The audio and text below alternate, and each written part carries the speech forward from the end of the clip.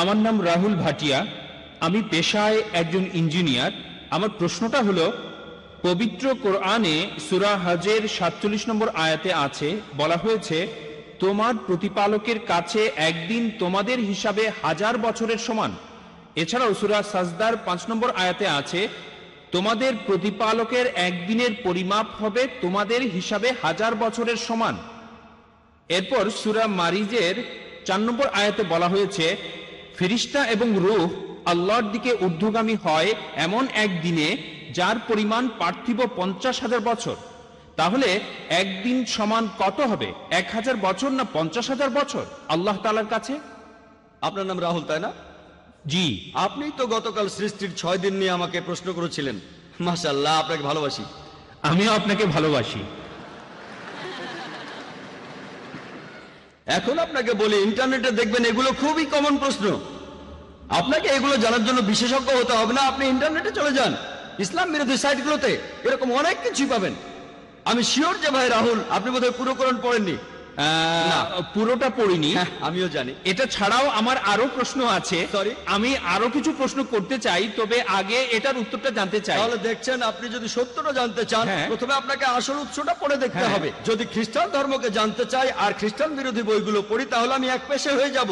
তাই আমি আপনাকে অনুরোধ করছি, প্রথমে ভালো সাইটগুলো দেখেন, পবিত্র কোরআন পড়েন, তারপর 2টো না 200টা প্রশ্ন করেন আমাকে, ইনশাআল্লাহ আমি উত্তর দেব। অবশ্যই উত্তর দেব।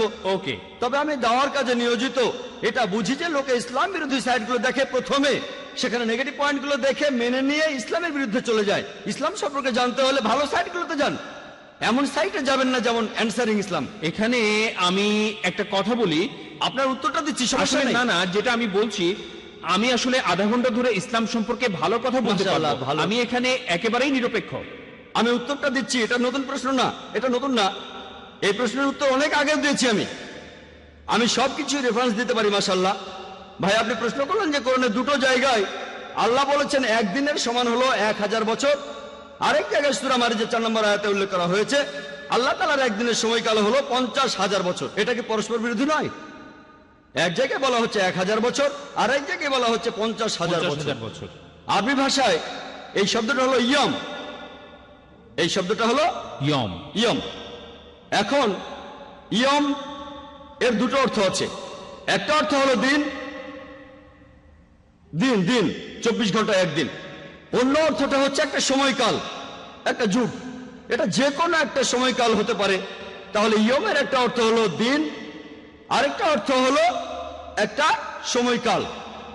তাহলে যদি সঠিকভাবে কোরআন পড়েন, একটা আয়াত বলছে যে একদিন সবকিছু আল্লাহ সুবহানাহু ওয়া তাআলার কাছে উপরে চলে যাবে, যেদিনের পরিমাণ হবে 1000 বছর তোমাদের হিসেবে। একটা দিন, একটা সময়কাল, যেটা সময় হবে তোমাদের হিসেবে 1000 বছর। অন্য জায়গায় সূরা মারিজের 4 নম্বর আয়াতে উল্লেখ করা হয়েছে যে ফেরেশতাগণ যখন আল্লাহ তাআলার দিকে ঊর্ধ্বগামী হয়, এই সময় যে সময়টা লাগে একটা সময়কাল, যেটা পার্থিব 50,000 বছরের সমান। উদাহরণ হিসেবে আপনাকে বলি, ধরুন যদি আমি দুবাই থেকে আবুধাবি যেতে চাই, 1 ঘন্টা সময় লাগবে। আর যদি আমি দুবাই থেকে যাই ধরুন আমেরিকাতে, খুবই স্লো একটা প্লেনে, সময় লাগবে 50 ঘন্টা। দুবাই থেকে আবুধাবি যেতে আমার মোট সময় লাগবে 1 ঘন্টা, আর দুবাই থেকে নিউ ইয়র্ক যেতে আমার সময় লাগবে মোট 50 ঘন্টা। এটা পরস্পর বিরোধী কথা নয়, কারণ এই 2টো বিষয় আসলে আলাদা বিষয়। তাই আল্লাহ এক জায়গায় বলছেন একদিন সবকিছু তার কাছে চলে যাবে, সেটার সময় আলাদা। অন্য জায়গায় ফেরেশতাগণ তার কাছে যাবেন, সেটার সময়ও আলাদা। এটা পরস্পর বিরোধী নয়, এখানে বিষয় দুটো আলাদা, তাই সময়ের হিসেবটাও আলাদা। যদি অনুবাদ করেন দিন, 24 ঘন্টার দিন, তাহলে পরস্পর বিরোধী হবে। যদি অনুবাদ করেন এটা একটা সময়কাল, যেমন আল্লাহ বলেছেন তিনি এই বিশ্বজগৎ সৃষ্টি করেছেন মোট 6 দিনে, 6টি আয়ামে, এটা আসলে 24 ঘন্টার দিন নয়, তাহলে পরস্পর বিরোধী হবে। এই 6টা সময়কাল, 6টা যুগ, বিজ্ঞানীদেরও এ ব্যাপারে কোনো আপত্তি নেই। তাহলে এখানেও ইয়ামের অর্থ একটা সময়কাল। এই উত্তরগুলোর জন্য আমাদের ওয়েবসাইটে যেতে পারেন, irf.net, www.irf.net। ইনশাআল্লাহ বেশিরভাগ প্রশ্নের উত্তর সেখানে পাবেন। আশা করি উত্তরটা পেয়েছেন। স্যার, এখানে তাহলে 2টা হলো আলাদা জিনিস। হ্যাঁ ঠিক। এক্সেলেন্ট। আচ্ছা, আর আর যে শব্দটা আপনি বললেন, শব্দ দুইটা আলাদা, একটা হলো দিন ইয়ম আর শব্দটার অন্যটা দুটো হলো অর্থ আছে। একটা অর্থ হচ্ছে 24 ঘন্টার দিন, অন্যটা হলো যুগ, সময়কাল। আর এই দুইটা জায়গাতেই ইয়ম শব্দটা বলা হয়েছে, একই শব্দ আছে। একই শব্দ হ্যাঁ। দিয়ে বোঝানো হচ্ছে একটা দিন বা যে তিনটা আয়াত বলেছেন সবগুলোতে, সূরা হাজে আছে, সূরা মারিজে আছে, এছাড়াও যেখানে বলা আছে যে আল্লাহ পৃথিবী আর আকাশমণ্ডলী সৃষ্টি করেছেন 6 দিনে, এখানেও ইয়াম শব্দটাই। এর বহুবচন হচ্ছে আইয়াম। একই শব্দ সূরা ফুসিলাতে, আপনি হয়তো রেফারেন্সটা ভুলে গেছেন, 9 থেকে 12 নম্বর আয়াত, এখানেও আইয়াম শব্দটাই আছে। ওকে, তাহলে এই শব্দটা দিয়ে বোঝায় একদিন অথবা তবে হতে পারে এখানে একটা অর্থটা হচ্ছে সময়কাল। একটা সময়কাল, একটা যুগ।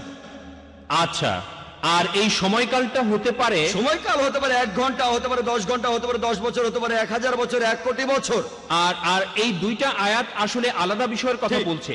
আশা এক্সেলেন্ট, করি উত্তরটা পেয়েছেন, আশা করি convinced হ্যাঁ হয়েছেন। হয়েছি। كذبت عاد المرسلين إذ قال لهم أخوهم هود ألا تتقون إني لكم رسول أمين فاتقوا الله وأطيعون